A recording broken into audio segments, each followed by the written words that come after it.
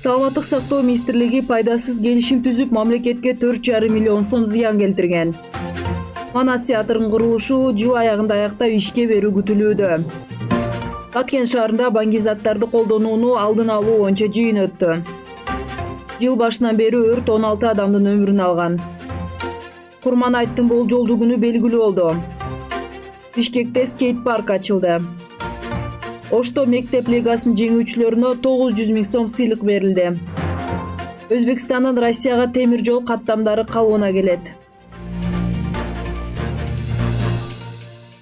Саламаттык сактоо министрлигинде жүргүзгөн текшерүүдө министрликтин кызмат адамдары кызматтын абалынан пайдаланып мамлекетке зыян келтиргени аныкталган. 2021 жылдын ноябрында алар конкурстун жеңүүчүсү деп мыйзамсыз таап, аны менен 41,1 миллион сомго дары-дармектери сатып алуу боюнча атайлап пайдасыз келишим түзүп, 4,508,975 сомго мамлекеттик таландарга зыян келтирилген. Көрсөтүлгөн факты боюнча башкы прокуратура тарабынан кылмыш жаза кодексинин 337-беренеси жана 339-беренеси менен кылмыш иши козголгон. Учурда иш боюнча тергөө амалдары жүргүзүлүүдө.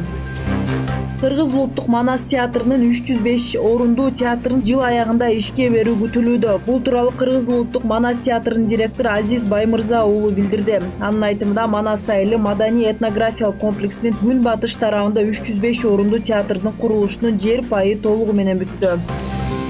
Ички иштер министрлигинин баңгизаттарды мыйзамсыз жүгүртүүгө каршы күрөшүү кызматы тарабынан Баткен шаарынын мэриясынын базасында калк арасында баңгизаттарды колдонууну алдын алуу боюнча жыйын өттү. Маалыматка ылайык, жыйынга Баткен шаарынын социалдык маселелер боюнча вице-мэри, БМЖКнын кызматкерлери, ЭКПнун программалык кеңсесинин өкүлү, Баткен ОИБнин кызматкерлери, Баткен шаарынын мэриясынын билим берүү бөлүмүнүн жаштар иштери боюнча комитетинин өкүлдөрү, саламаттыкты сактоо органдарынын муниципалдык, аймактык башкармалыктардын өкүлдөрү жана балдар иштери боюнча инспекторлор катышты. Жыйындын соңунда катышуучулар сергек жашоо образына жетишүү, баңгизаттарды колдонуулардын физикалык, психикалык жана руханий ден соолугун, алардын жеке жана социалдык абалын калыбына келтирүүгө багытталган бардык шарттарды түзүү, өлкөнүн өнүгүшүнө оң салым кошуу зарылдыгын бир добуштан билдиришти.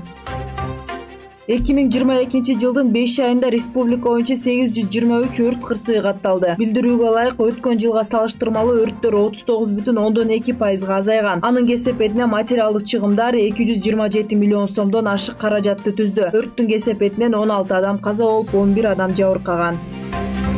Кыргызстанда быйыл Курманайт болжол менен 9 же 10 июлда белгиленет. Маалыматка ылайык, бул Курманайттын болжолдуу күнү. Тагыраагы бир нече күн калганда белгиленет. Курманайт же Ид аль-Адха мусулмандардын башкы майрамдарынын бири. Курманайт ажылык сапарын жыйынтыктайт. Өлкөдө Курманайт майрамы эс алуу күнү болуп саналат. Кыргызстандагы биринчи скейт парк Ынтымак 2 паркынын аймагында ачылды. Маалыматка ылайык, скейт парк демөөрчүлөрдүн каражатына курулду. Скейт паркты Октябрь районунун акими Дороев жана спорттун экстремалдык түрлөрү федерациясынын өкүлү Мама Юсупов ачты.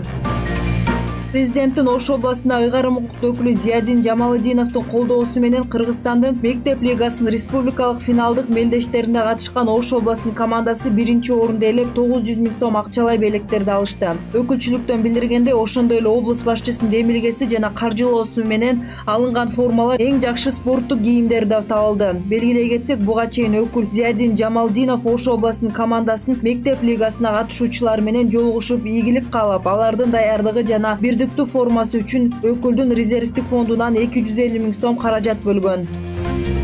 Россия 14 июндан тарта Өзбекстан жарандары үчүн поезд менен өлкө аймагына кирүүгө киргизилген чектөөлөрдү алып салды. Мындай чечимди Россиянын коронавирустун алдын алуу боюнча ыкчам штабы кабыл алды. Ошондой эле 14 июндан тарта Россияга өлкөгө автотранспорт менен жана деңиз порттор аркылуу келе турган чет өлкөлүктөр үчүн киргизилген эпидемиялык чектөөлөрдү алып салат. Өткөн жыл апрелде Россия Өзбекстан менен аба байланышын калыбына келтирип, өзбекстандык студенттерге окууларын улантуу үчүн өлкөгө кирүүгө уруксат берген. Россияга курулуш жана агро өнөр жай тармактарында иштөөгө бара турган өзбек жарандары үчүн чектөөлөр алынган.